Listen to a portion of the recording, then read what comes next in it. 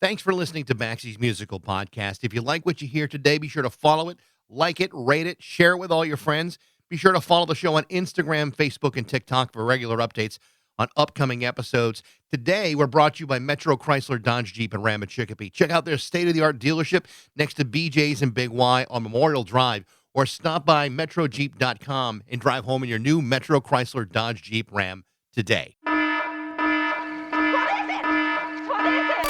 It's Baxie's Musical Podcast. Resistance is useless!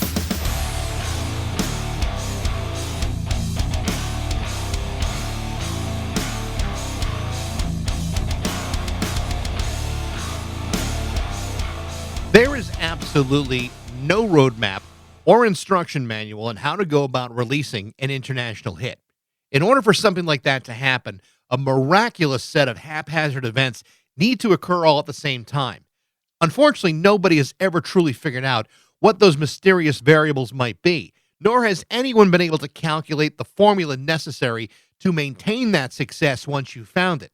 As I've said time and time again, considering the sheer volume of music that gets released every year, it's nothing short of miraculous that any song becomes a hit, never mind a song that becomes a hit all over the world. What's even less likely to happen is for that international hit to be the very first thing that you release. I'm not saying it doesn't happen, but I'm saying that such outrageously good fortune is incredibly rare. So rare that the internet has not yet published the odds of something like that happening. In 1983, the band Kajagoogoo scored a massive international hit with their debut single, Too Shy. How big was that song? Well, upon its release, it cracked the top 40 in the US, Canada, the UK, Australia, Japan, Italy, Belgium, Spain, South Africa, Switzerland, and the Netherlands, France, and Germany. And that's not even the full list. How big was that song? Let's just say that for the last 42 years, anyone who has ever been accused of being too shy has to endure the automatic reflex of being told to hush, hush, eye to eye. It's inevitable. Other charting singles would follow that year from their debut album, White Feathers, but none of them had the same international impact as Too Shy. By the middle of that year, tensions within the band led to the firing of lead singer Christopher Hamill, better known as Limahl. The band went in one direction, releasing 2 more albums, which yielded only moderate success. Limahl, on the other hand, struck another international hit a second time by releasing 2 versions of the single Never Ending Story, which was produced by the legendary Giorgio Moroder in 1984 for the film of the very same name. While several attempts to reform Kajagoogoo have come and gone over the years, Limahl has continued to record and perform. In fact, Limahl is about to release an incredibly unique electro-pop version of Horse with No Name on March 25th, the 1971 single by the band America. Again, the rarefied space of achieving an international hit once is hard enough.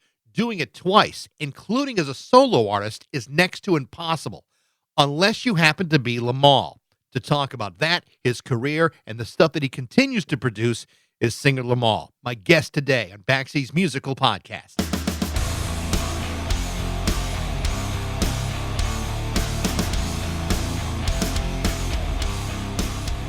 Great to have you. It's a real delight to see you today, and I appreciate you taking the time out for it. No problem. I'm here for a good reason.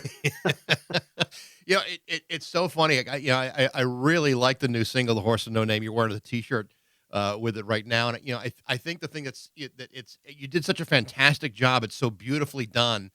With it coming out on March 25th, is that kind of like a precursor to more that may be released, or is this just like a one-off single for you?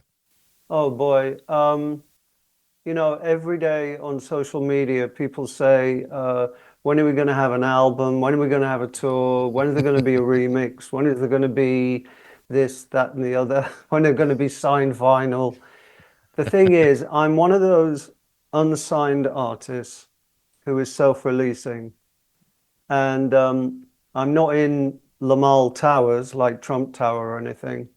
I'm kind of a one-man operation. Now, I do get a little bit of help here and there, but it's very time consuming. So at the moment, my ethos is quality rather than quantity. So the last 2 tracks I did were, you probably know, were in the pandemic year. when we were all locked down and there was nothing else to do. So, this track's been in the making for a while. I started it, I left it, I went back to it, I left it again. It's, you're a bit like the artist doing a painting. You just can't see it anymore, or in my case, you can't hear it. So here we are. I don't know about the future. I have other tracks. It takes time and it takes Sure. money. Yeah. I think what I love what you've done about this is, there are so many songs from that era that are guilty pleasures for for a guy like me. I think you and I are not that far apart in age, and certainly this song is one of those guilty pleasures. And it seems like, in a very real sense, that's kind of the same way it is for you. Tell me about you choosing this song in particular. Well, like many of us know, I have several playlists on a DSP. And I have a morning playlist, a workout playlist, a Christmas playlist, an oldies playlist. I have an evening playlist, and A Horse with No Name is on my evening playlist because it's very chilled. It's such a unique lyric. I've loved it for a long time. I think what really happened was the creative process. I just started tinkering around with it in the studio, and it came together very quickly. That's a good sign, and it's also a great incentive to keep going. There's a really interesting resurgence over the last couple of years concerning, what's being described as yacht rock. There's recently a documentary on Netflix about it, and while I'm not a big fan of the terminology per se, I mean, I grew up on that stuff. I mean, the truth is that era of songwriting produced some of the greatest pop songs ever written. And I think when you hear it done in a real earnest and sincere way, you realize, hey, you know what? I never quite realized what a really beautiful song that was until someone took the effort to reinterpret it. And I think that's, one of the guilty pleasures of hearing it again. I think that if you're going to do a cover version, you have to try to make it your own. Otherwise, there's just no point doing it. So the reactions I've had so far, including yours, have been very favorable. I think for that reason, they feel like, as you can hear that someone's really thought about it, which I certainly did. Well, I think because you not only give it a fresh coat of paint, but you did it without, reducing it down to a parody. It's a very respectful interpretation of the song. You made it danceable, right? America didn't quite make that song, as danceable as you did. Were there other songs that you might have considered doing, or was this particular song really important for you? It's been kind of tucked away. Every musician, every songwriter has stuff on the shelf. It just kind of sits there for a while, nagging at you in the background. Nothing jumping out at me as a more obvious choice. But hey, my love of music goes right back to the 1900s now. When you're younger, you love the music that you grew up with, maybe the music that your parents had to a certain degree. And as you get older, your library extends. I mean, I like jazz now. I even love some opera. That stuff never came to me when I was growing up in Wigan near Manchester in the UK. So I could pick so many songs, so many lyricists that I respect. And it's weird because I'm a bit moany in my old age. And, I keep saying there's no new melodies and there's no new lyrics left. It's going to be very interesting to see what happens over the next decade or two. But everything that I listen to is looking back. Is that a bad thing? I don't know. That's just me. I think that's true of most people, though. I mean, I for a lot of people, they may be hesitant to hear things they're not familiar with or whatever. I think we all kind of fall back into that pocket of listening to the songs that remind us of moments in our life. I mean, in many ways, all those playlists that you talk about, I mean, it's really the soundtrack of your entire life experience. And I think we all do that.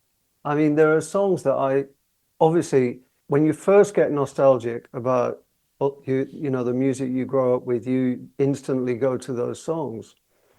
But as I've gotten older, I've discovered some absolutely fantastic stuff from the 60s, which was not my era. I was only born in 58, and I didn't really get my first records until about 69. So early records were like Motown or Frida Payne, Band of Gold.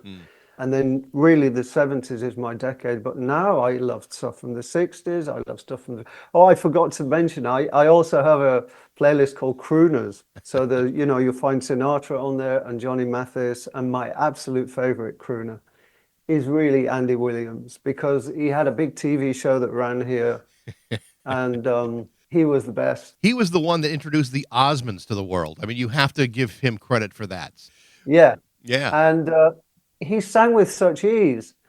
But I always, you know, there's a side of me that thinks, God, that must have been difficult for the other brothers, because he was in the Williams brothers, Right. wasn't it? The Williams brothers? I don't know. I don't know if I know the history of Andy Williams. I like you. I remember the TV show, and I remember, Yeah. you know, with my parents watching it and, you know, loving the guy. Yeah. I mean, the shows were fun because they were family entertainment. There was comedy. There was music. Hey, there was nothing else to do back then. You know, now we wake up, we grab the phone. Which radio station do we hear? Which TV channel do we watch? Oh, it's just, there is so much choice now. It's just which channel to stream now. Oh my, it's just crazy. It's a lot.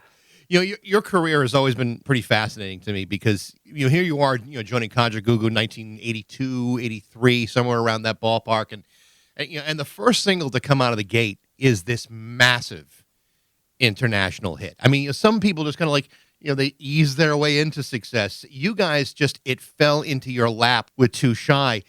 You know, these are not the kinds of things that anyone can predict with any real certainty. You're a young guy at that point. You're all young at that point.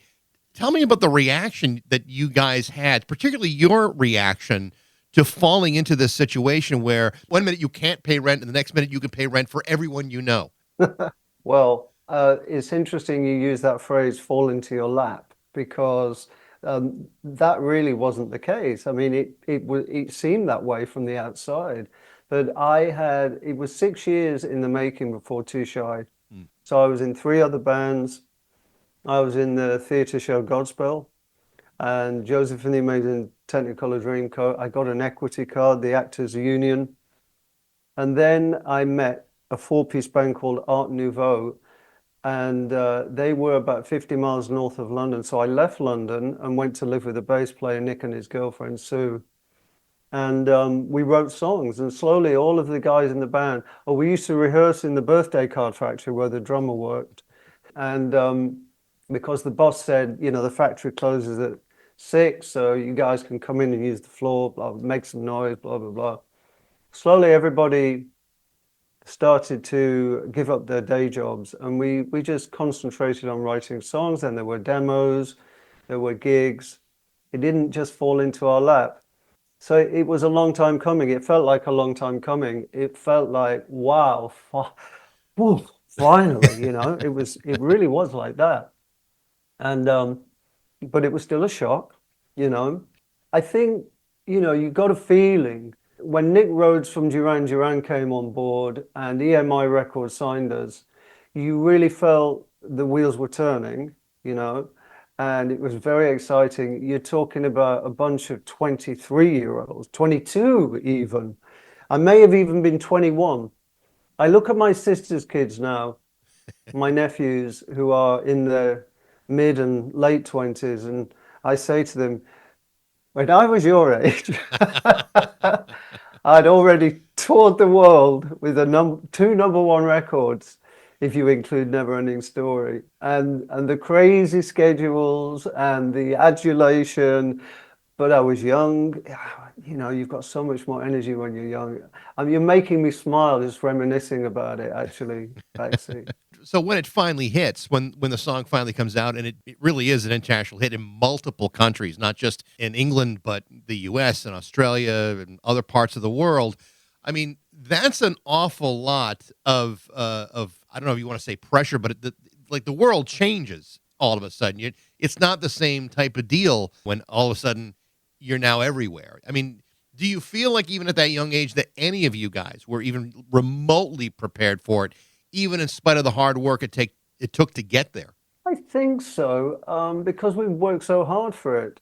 I mean, I remember we did Top of the Pops, the big music show in the UK, and the single went into the charts as a new entry at number 33 in the top 40. That's the important bit.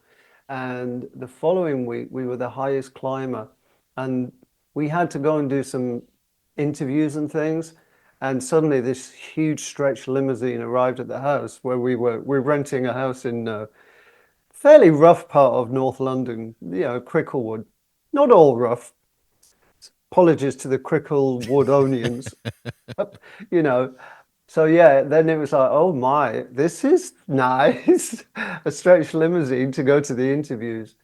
So yeah, it was very exciting. I mean, there were some interesting statistics, like at the time, the EMI pressing plant could not keep up with the demand for vinyl.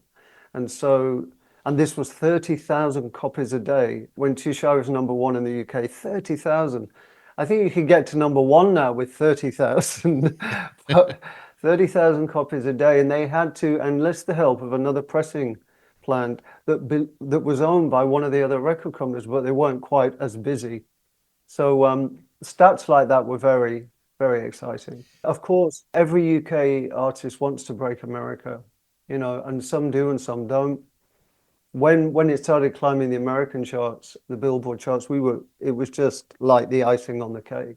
You mentioned Nick Rhodes and his involvement in the band and Kajagoogoo, and obviously by this point, Duran Duran is maybe on their way to becoming the biggest thing in the world. Also, tell me about that alliance with Nick Rhodes and what he meant to you guys. So the rest of the guys were living in Leighton Buzzard still. This is this small town 15 miles north of London. I'm back in London, and I'm networking like crazy, and also working, trying to, put food in my mouth. I had a job at the nightclub, or one of the nightclubs to go, which was called the Embassy Club, on a very chic street. Princess Diana's favorite shopping street, Old Bond Street. And the club was owned by Lady So-and-so. She'd invested. And with her connections and the way they marketed the place, it became a sort of celebrity haunt. So I saw various people come in there, Gary Newman, Bananarama, Steve Strange. We once had a party for it was a record company party for the American band Rolls Royce, and I was serving drinks to them. Anyway, I used to see Lemmy from Motorhead. Do you know Lemmy? Sure. I think he was. Of course. Yeah. He was always on the slot machine, the fruit machine, and a couple of times they had to get the security to him because he was just smashing the thing up because it wouldn't pay. I used to see Elton's manager in there, John Reed, and one night I served a drink to Nick Rhodes and his manager, Paul Barrow. The Duranis were managed by the Barrow brothers, who owned the nightclub in Birmingham where they met Duran Duran.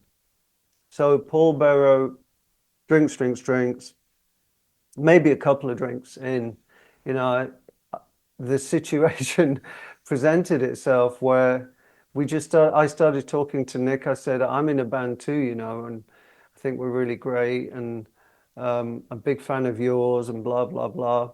Not really. It was kind of a genuine conversation. It wasn't an oversell. I think you have to tiptoe really with those kind of people. And to my surprise, he said, well, send me your demos. I'll check them out, let you know what I think. That's all. He didn't say, I'm looking to produce. And a week later, I got a call. I was living in Lancaster Gate in West London, very close to Hyde Park, very nice area. And it was an old ring telephone on the wall for you young listeners. No mobiles back then. And picks up the phone and he goes, hi, Limahl, it's Nick. I've listened to your demos. I really like them. And I'm going to go into EMI Records and tell them I'd like to produce you. I put the phone down, fell on the floor, absolutely, and then immediately called the band. You know, it was, if you were acting, it would have been a fairly frantic call. Oh my God, you're never going to believe who's just called. And he said he wants to do this, and oh my God, I can't cope. I mean, it was just very exciting. To have a Nick Rhodes involved in a new, not a new band, because like you said, you certainly did work up to it, but I mean, what an opportunity to record with him, considering where he was in his career at that moment. I mean, you couldn't have asked for better timing. For him to be looking outside of Duran for another string to his bow, if you like, that's crazy. They Yeah. had so much more work to do. How could he find time for us? So it was, you know, and let's not forget the late Colin Thurston, the Duran producer. I think the first 2 or 3 albums. So you've got it's. Do you have that show in America called Dragon's Den? I don't know if we do. You know, where the big investors, people come in and pitch to the 4 or 5. Yeah, it's called the Shark Tank in the U.S. Is it really? Yeah. Okay, well here it's Dragon's Den. So it would be like going into the shark, and instead of getting one shark, you get two, because we had Colin Thurston with all his expertise, and he came really from the old school of music production and engineering, you know, where you really had to. And I think when he must have been in his early 40s, so you're looking at some serious experience. And then, of course, you got Nick. And when you've got 5 members in a band with, you know, with some strong personalities, you need someone who can crack the whip. You need the captain of the ship, because the guitarist wants the guitar louder, and the keyboard player wants the keyboards louder, and the drum wants the drum louder, and so on. And so you need someone who can say, "Hey, get out of the room, leave us to do our job." But they certainly heard something in you guys. And I think what's really cool about this is, and I don't know if Kajagoogoo really gets the credit they deserved. It wasn't, you know, just a band that came over the great for a single. These are really good musicians. I mean, Nick Beggs is probably the most underappreciated bass player of that entire decade. I mean, they were clearly hearing something out of you that they were not hearing out of others. I mean, I'm sure Nick Rhodes was getting inundated with people saying, "Hey, I got a band, please listen to my tapes." But he chose to work with you. And I think there must have been something that he heard, maybe the same kind of thing that I heard back then when I heard, man, listen to that bass line of that guy and Too Shy. It's unbelievable. It's a beautiful bass line. It's the bass line that everybody quotes. I don't know if Nick is underrated anymore. I mean, he's out there working at the moment with Howard Jones. Nick loves prog rock. I think he was on tour with some prog rock artist. I can't remember his name. He's worked with Kim Wilde.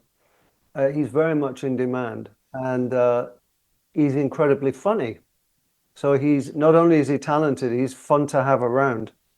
So it's the same quality of musicianship that I heard, because when I got the call from Nick to go and meet the 4-piece band that were called Art Nouveau, I was the guy that had actually had an advert in the music paper, Melody Maker, which was the sort of Bible for musicians at that time, with a massive section at the back, classified ads. I'd placed an ad in there looking for musicians to form a band, and I met several musicians, and image was important to me. And I met people and I thought, well, they're okay, but it just wasn't quite doing it for me. Then, so I put that on hold, and a couple of weeks later, Nick phoned up and he said, "Hi, my name's Nick.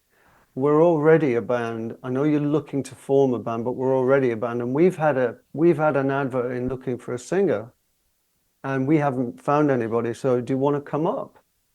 And he met me at the station at Leighton Buzzard, and I went down to the birthday card factory.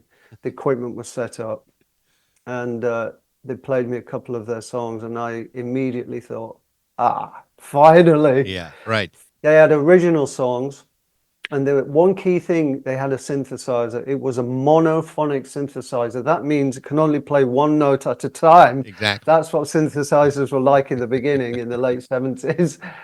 And I basically came away and I thought, yeah, that's the band I've been looking for. So that same musicianship that you're referring to now, I recognized when I was 21 years old.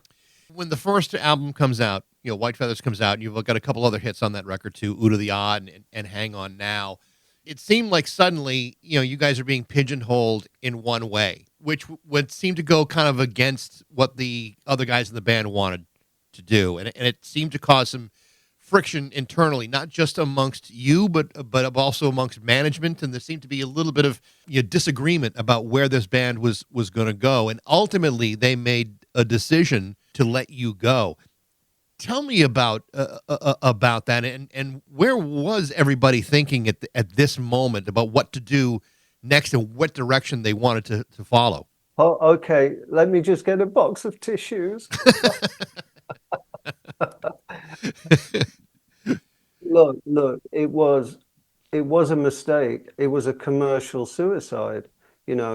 All bands, creative members of bands can go off and indulge themselves in various projects, and that's what should have happened. They didn't. They thought we were a teeny band. I guess we were, but the Beatles were in the beginning. Wham, George Michael were in the beginning. Duran, tons and tons of screaming girls. But you kind of evolve. You grow out of that. I believe that's what would have happened. So it's the biggest what if in my life, really. What if we had stayed together and made a second and third album? That's my big regret. And Nick he's naughty. He said a couple of sort of unpleasant things about me. He likes to do it in interviews as well. But I don't want to even go down that road, because I think we have a responsibility as an artist, as musicians, to the audience, to the people who invested their time and their money buying our records, loving the band, listening to our music. And so, it was a bad decision. Yeah. I think everybody says that. They haven't really admitted it, although I've not had much contact for many years with any of them. We all know that Jez, the drummer, said in the VH1 documentary, he said on camera, we fired the wrong guy. We should have fired the manager. Yeah. And ironically, and I'd like to say here, ironically, the manager was part of that decision. He was basically a friend. He wasn't a businessman. He ended up ripping them off anyway. So that's a bit of irony right there.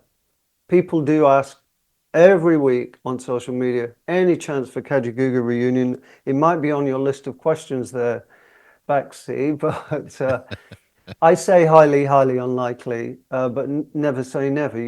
I mean, we're not young. We're not young anymore, so who's really interested? I really don't know. Well, I ironically, that was not one of my questions, because I mean, I did read. I think even Nick said at one point that you guys did get together for 2 years. You recorded, you toured, but at the end of it, it was like, okay, we've kind of exhausted things here. I did recently watch the VH1 reunion show, and it was really interesting. And I know there's some controversy about how you guys felt you were portrayed in it, or one way or the other. But I did think that quote was really telling, that we clearly fired the wrong guy, and how the path that people take and what they want to believe from the press, or from this guy said this thing, this said that one thing. You guys still did get together. You did reform.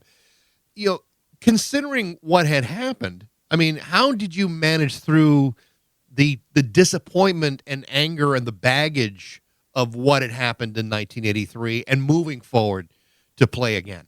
I think you have to be grown up about these things, and I think, well, first of all, let's say something really important here. Okay. The band had approached me for a reunion twice before then.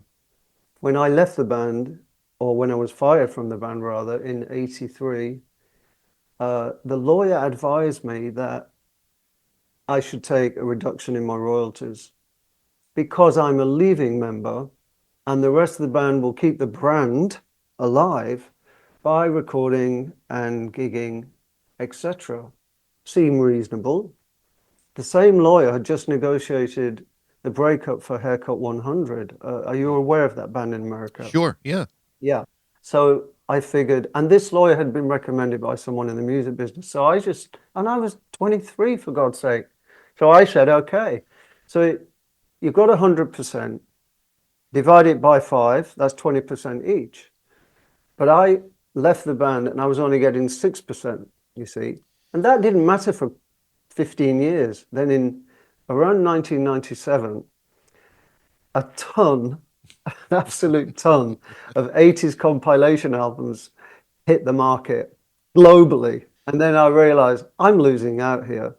So the band approached me in about, I think it might have been 97, around that time. It might have been around the VH1 reunion, about a reunion. And I said, if you give me my royalties back, of course I'll come back. They said no, the reunion didn't happen. Then they approached me again sometime later. I said, fine, if you give me my royalties back, because it only seems fair. Sure. They said no. So it was third time lucky. The third reunion, a new manager had come on board and had a chat. They wanted to go back out there performing as Kajagoogoo without me. You know, they did have an album, I think one or two albums without me, without huge commercial success. And he advised them, he said, his name was Bradley. Bradley told them, I've done some soundings, and everyone says, if you're going to have a reunion, you've got to get Limahl back on board. And so conversations were had, lawyers got involved, contracts were drawn up, and I got my full 20%. And that's why really the third one happened. So that was important for me financially.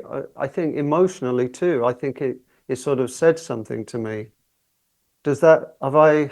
I've given you a long answer. No, you absolutely answered the question. In fact, I think it's really interesting that was the thing that kept it from happening. And in spite of the fact that you got some sort of resolution to that, to go into it without hostility or bitterness is still very admirable, because a lot of people still would have been a little hurt by even what happened, even without all of that. So I gotta say I kind of respect the fact you did it at all. I think I was intrigued, Yeah. I just thought, let's see what happens. What's the worst that can happen? I mean, the contract for me to get my royalties back was 3 years. I had to stay with the band for 3 years.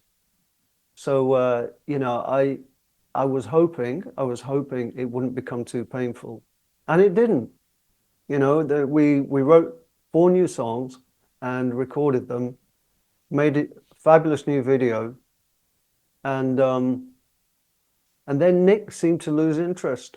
I remember when we were making the video, he had headphones on all day, rehearsing the bass that he was going out on tour with this Steve guy. I can't remember his second name, and from a prog rock band.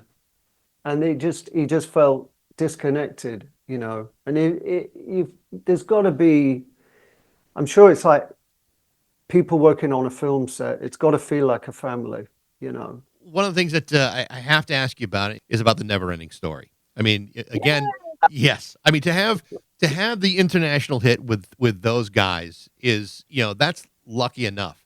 To do it a second time in your life, that's absolutely amazing. And the incredible part about it is, that song has had a continual reoccurrence, featured in Stranger Things. It's been in other TV shows and films. Tell me about how that song gets introduced to you. I mean, it was co-written by Giorgio and produced by Giorgio Moroder, if I'm not mistaken. That's right. I mean, how does that even come into your universe?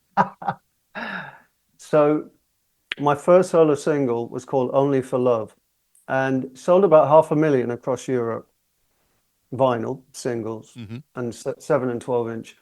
And the record company said, we would like you to promote the single in Japan at the Tokyo Music Festival, which I'd never heard of.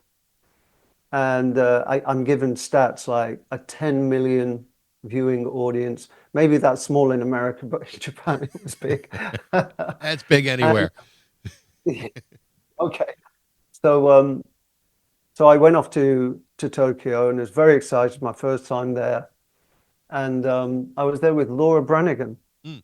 Gloria and Self Control, and various others. And there was a sort of panel. It was almost like a song contest, weirdly, although I wasn't really told that. But I was just having fun, you know. I was traveling the world. I was 23, and I'm in, of the Tokyo version of the Royal Albert Hall in London. It was absolutely fantastic. But on this panel was Giorgio Moroder. Now, a key person in the success of Neverending Story is a man whose name you wouldn't know, Billy Gaff. Billy was my manager. He had managed Rod Stewart. He was a very successful entrepreneur. He was a character. He was known for his parties in London, in Chelsea. Billy was, did I say flamboyant already? He came to Tokyo with me and he went out for dinner with Giorgio.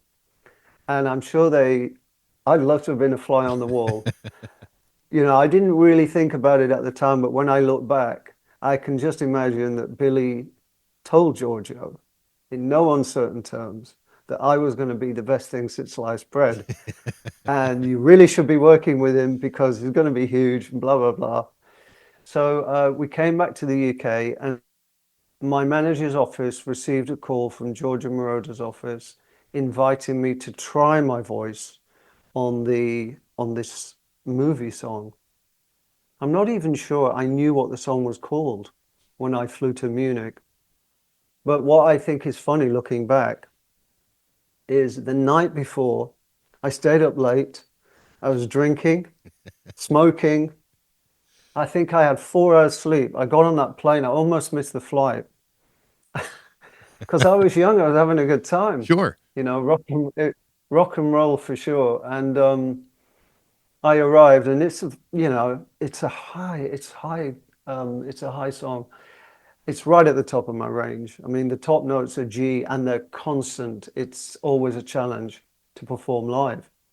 And we tried it in the afternoon, and it just wasn't coming. My voice was going, "Go away, I'm tired."